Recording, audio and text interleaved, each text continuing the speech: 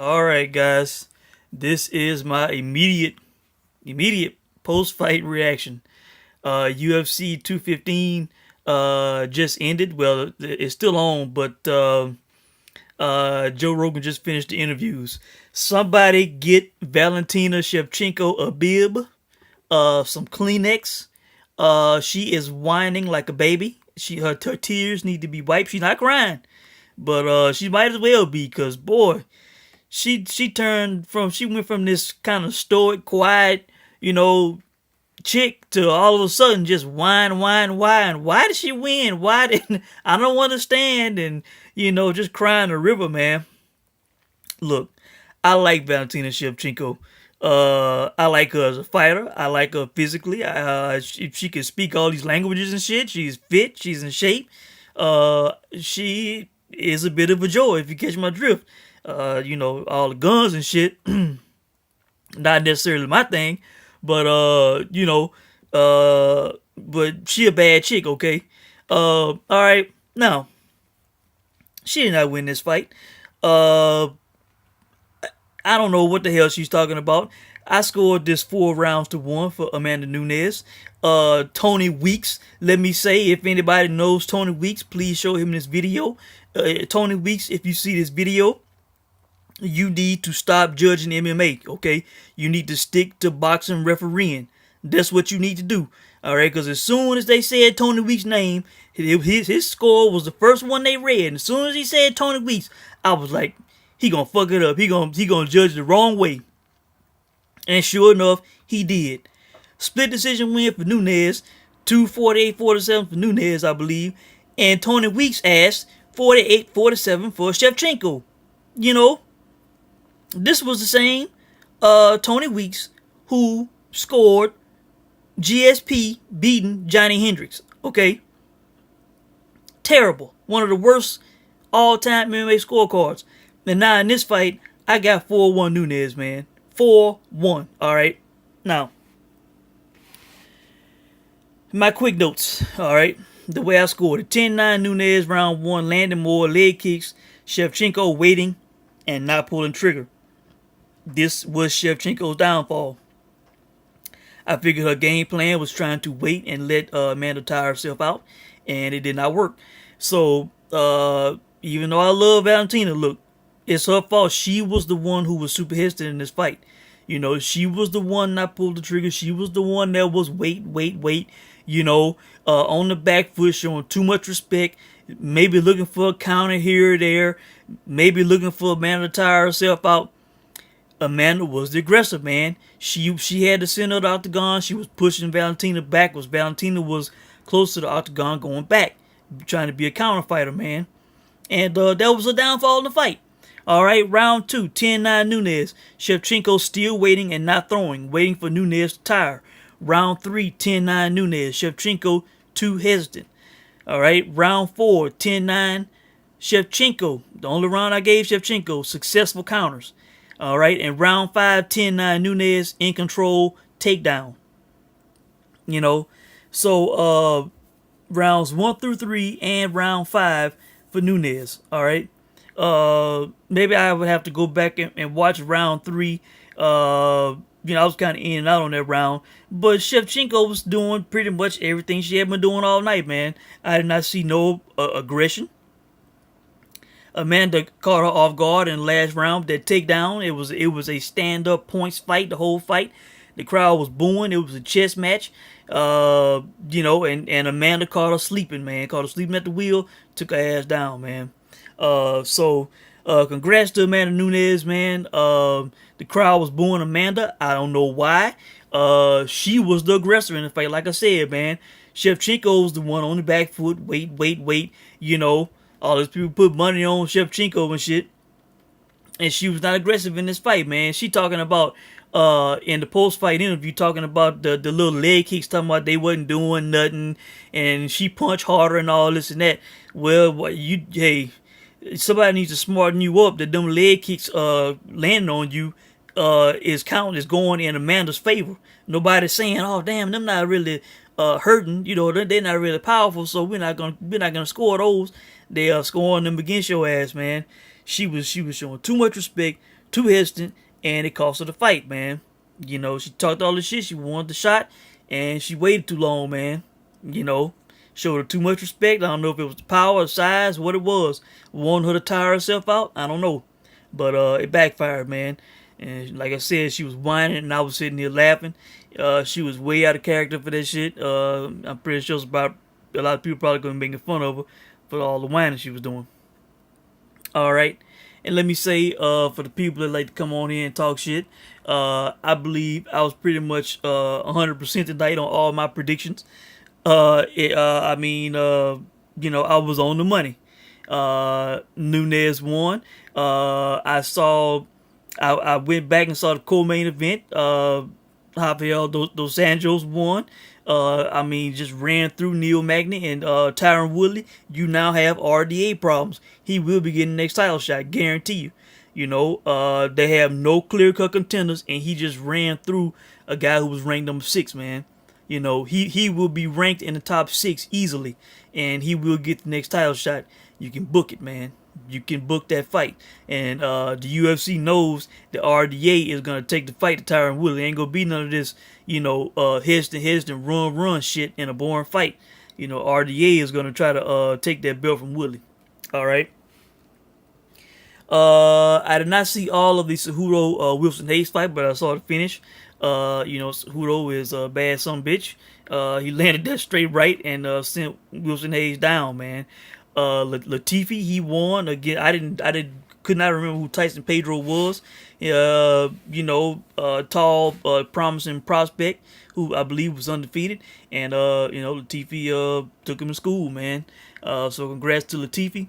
And in the opening fight, Jeremy Stevens put it on Gilbert Melendez. I believe it's over for Gilbert Melendez, man. I don't know how many fights he has left on his contract. I don't know how much UFC is paying him. I'm assuming, I could be wrong, he may still be on that contract that they gave him when he was kind of had a little bidding war going on with the UFC and Bellator.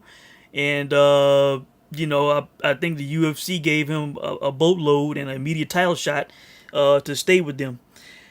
And now I'm pretty sure the UFC would pretty much give him the Bellator if they wanted him. I think the Barboza fight appeared to ruin him with them leg kicks and shit, man. His legs are toast, and they got damaged again bad tonight. So it's all downhill here from Melendez, man. Not in the top 15. He will not be challenging for a title shot anytime soon. And wasn't this fight at 145, I believe? I think so. So, yeah, man. Sorry to say, man, but Kerry Melendez is the best fighting Melendez in family these days, man. Just the bottom line.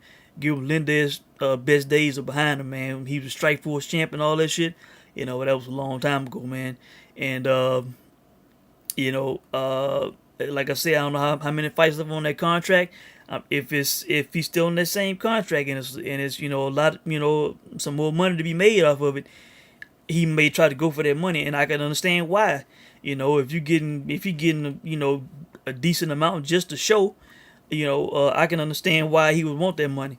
But as far as being a serious challenger, man, nah, man. Hell, I don't even see Gilbert Melendez winning a title in Bellator, man. So, retirement needs to be on his mind, man. It really does. All right. Now, as far as the boxing, the Quadras fight, I was kind of in and out on that fight. I know Quadras started strong, man. He started strong in that fight. But the guy he was fighting, what's his name? I can't remember his name. The guy, he came on like in the second half of the fight and got a knockdown. I did not score the fight. I did not see, the complete fight.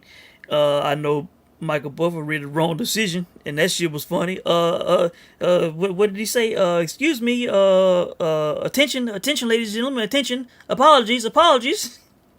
Poor Michael Buffer, man, embarrassing the GOAT, announcing the wrong winner. Quadras up there celebrating the shit, the crowd booing, and old boy, his opponent was confused. And then they gave the fight to the other guy. And Quadras, he accepted it. He wasn't being bitter and throwing a fit and shit, which was cool to see. That was the sportsman thing to do. But all three judges, 114, 113, damn, I guess the knockdown was the difference, man. I had to go back and watch that fight and judge myself. But it seemed to be a very entertaining fight from what I saw, man. These guys were throwing the leather, the crowd was into it. So congrats to that guy. The monster. I stopped watching UFC, and I watched that fight from beginning to end, and it was a dominant performance. The under won, like the announcer said. They could have stopped that fight a round earlier. Uh, you know, yeah. Anyway, man, the guy is he just basically walked this guy down, man. You know, the jab was there all night. The thudding shots, man. This guy hit this guy. You could hear the power. And I mean, the guy, he is the truth, man. The way I see it, guy's so confident, so skilled. I think he's challenging himself in the fight. He's walking the guy down. He's not. He could shoulder roll this guy easily to where the guy wouldn't touch him, and instead he kind of has his hands down the whole fight, and he is evading the guy's shots with his head, with head movement. He got hit flush a few times, not 3 good times at least I remember seeing, but I think that was the guy, like, his own personal challenge to see his defense, where his defense was. This guy could hit him, flush with his hands down. He just walked the guy down, man. Uh, you know, didn't even utilize back foot game, shoulder roll, all this other shit in his arsenal, man. And straight up walked the guy down, and to make a statement in America. And I guess to this guy that he was in the same class. Hell, to the point where he was standing in the middle of the ring, the guy was on the back foot, moving, running around the ring so much, he went to the middle of the ring, stood, and taunted him a couple times. So, if HBO has not signed the monster yet, what are they waiting on? They should have had a contract. They're waiting as soon as his ass got to the back. Multi-fight, high dollar contract, man. They need to get this guy on board, man. We need to see all his fights in the States on HBO. So, congrats to the monster, man. One of my favorite fighters. This guy, definitely top 10 pound for pound. All right. Now, I cannot fully comment on the Chocolatito Rungvisai fight here. I don't even know how the fight officially finished. All I know is the first round. I watched the first round. All right. Because the main event had not started with the UFC yet. And I'm gonna read what I typed up. All right. 10-9 Rungvisai, making it look easy. Threw more, landed more. Chocolatito not throwing much. May want him to tire himself out. Chocolatito whined about a headbutt. Rungvisai should have attacked. All right, so Rungvisai was clearly, as I said in the pre-fight. That's why I wanted to go on the record, because I didn't want nobody to say, "Oh, well, you didn't say the shit." All the shit that went down tonight, I pretty much said in the pre-fight. All right, I'm bragging tonight. Okay, Rungvisai, he was, Chocolatito was not throwing in the first round. That was the only round I saw as far as full rounds. I didn't see the finish. I don't even know what round the fight finished in. But I know that Rungvisai must have got a stoppage because, hell, I don't know at what point in the main event that fight should have been going on while the UFC main event was on. And when I flipped back, Max Kellerman was interviewing Rungvisai. Rungvisai had his title on his shoulder, and Max Kellerman was talking about this being like the biggest win in the history of Thailand or some shit. So he clearly, I don't know if he knocked him out cold. I don't know what happened. But I will be looking at that as soon as I finish this. And, I may come back and do a quick post-fight on that specific fight and ending. But I said in the pre-fight, man, I said that Rungvisai should not only win this fight at a plus 300, when I thought he clearly won the first fight. People in denial, going off Chocolatito's name, all this bullshit. I said, look, Rungvisai should win this fight easily, and either by a wider margin on the scorecards or by stoppage, because the guy has power, man.